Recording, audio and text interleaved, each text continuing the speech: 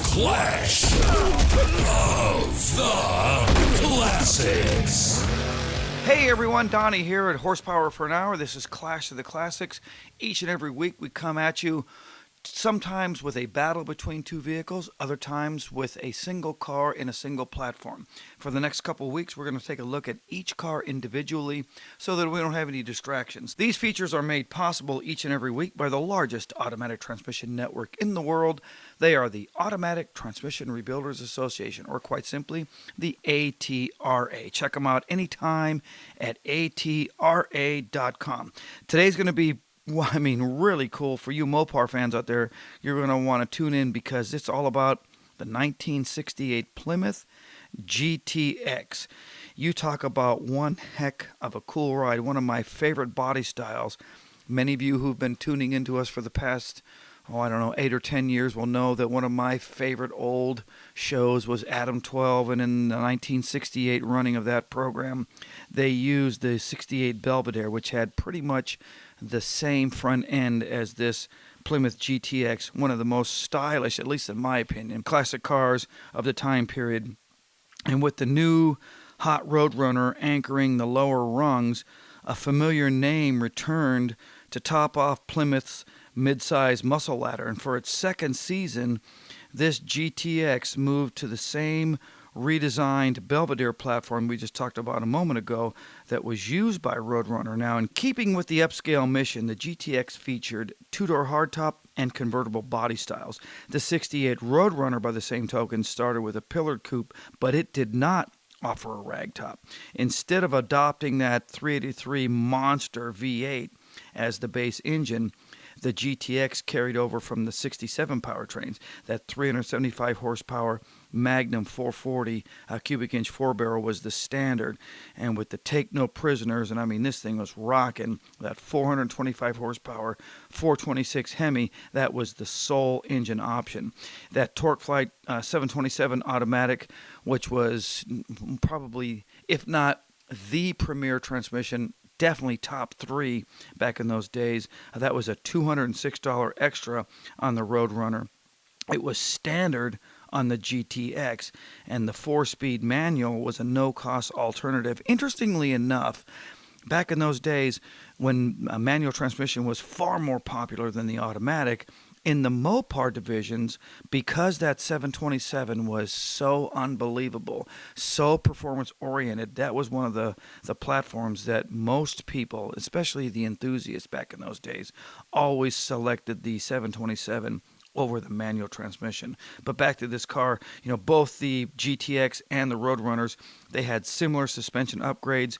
There were wide oval rubber all the way around, front disc brakes, and then they had that limited slip diff that were shared options between the two platforms. There were some hood vents in the top. They were non-functional, but they looked cool, and they were common to both cars. And while even a loaded Roadrunner, at least in my opinion, looked pretty plain on the outside, the GTX dressed its part with some standard chrome wheel lip moldings, and there were some tail panel bright work out back. It looked pretty good, had double side stripes. I liked the car a bunch, and where the Roadrunner started with fleet grade interior, the GTX came with the well-appointed sports satellite cabin that featured those shiny details and some of that, what we look at back now with some humor, that fake wood grain on the dashboard. But the differences showed in base prices. For the GTX hardtop, it rolled in right at about $3,355. For the Roadrunner coupe, it was $3,034. So a little bit of a difference. In fact, back in those days, that was quite a bit. GTX was quite a bit more, but definitely had cooler amenities on it. Die-hard racer types loved the Hemi, but just 450 GTXs were ordered back in those days. The 440, which wasn't offered on the Roadrunner, was easier to keep in tune. And then unlike that rev-hungry Hemi, a lot of you guys will remember this, that big wedge churned out a surplus of low-end grunt. I mean, this thing had a lot of low-end torque that was unparalleled for response on the street. Back in 1968, the Camaro and the Mustang were having few competitors until this GTX came along. Deficiencies mirrored those of the Roadrunner and then most of the other muscle intermediates. There was stiff ride, over-assisted power steering, which is probably the biggest complaint for the mid-60s Mopars. And then it was kind of skittish. I guess that's the best word I can use to describe it on rough roads. But it was definitely, to sound corny, it was definitely a gentleman's supercar. This GTX was definitely dialed in. As a performance car, GTX, I would say, had few equals. This is really, to me, this is definitely a nice car. Before I go any further, let me mention that today's Clash of the Classics, today's horsepower for an hour made possible by the largest automatic transmission network in the world. They are the Automatic Transmission Rebuilders Association. If you've got a transmission concern, you even think you have a transmission problem, check them out at atra.com. There you'll find a plethora of service providers nationwide from coast to coast, all throughout Canada. Just enter in your zip code on the homepage, and there you'll find a list of service providers near you that are trained and ready to take care of any type transmission concern that you may have. Check them out at atra.com. But back to this GTX, for as far as I'm concerned, as a performance car, the GTX has actually few equals.